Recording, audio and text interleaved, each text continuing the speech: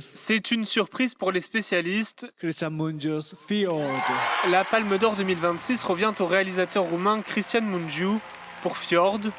Le film suit l'installation d'une famille évangéliste roumaine dans un fjord norvégien où se produit un choc des cultures avec des habitants très progressistes qui se méfient de ces personnes très religieuses, voire fondamentalistes selon le réalisateur au micro de France 24.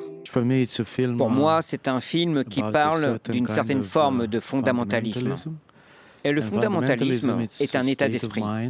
Peu importe finalement les valeurs au nom desquelles on est fondamentaliste, c'est un état d'esprit qui empêche d'être empathique et ouvert à la vérité de l'autre. Le grand prix du jury revient lui à Minotaur d'Andrei Zvagintsev, un drame russe avec la guerre en toile de fond. Un patron doit mener son affaire tout en recrutant des conscrits pour l'armée russe dans son entreprise. Exilé en France, le réalisateur a tourné en Lettonie. Après plusieurs Césars, Virginie Efira peut désormais ajouter à son palmarès le prix d'interprétation féminine à Cannes.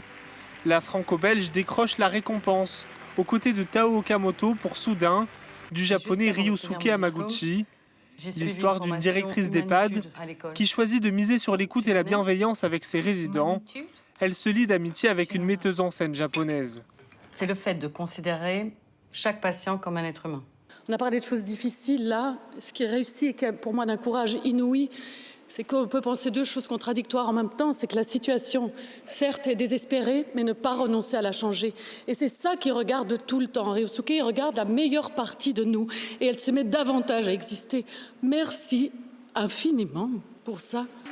Côté masculin, le prix d'interprétation revient au Belge Emmanuel Macia et au Français Valentin Campagne pour leur rôle dans Coward, du Belge Lucas Dont.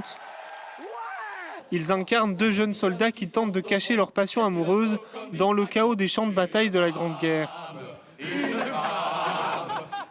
Emmanuel Mar décroche lui le prix du scénario pour Notre Salut, dans lequel il dresse le portrait d'un fonctionnaire du régime de Vichy qui tente de profiter du chaos de la défaite pour redorer son blason. Rue des Vénitiens et boulevard Carnot.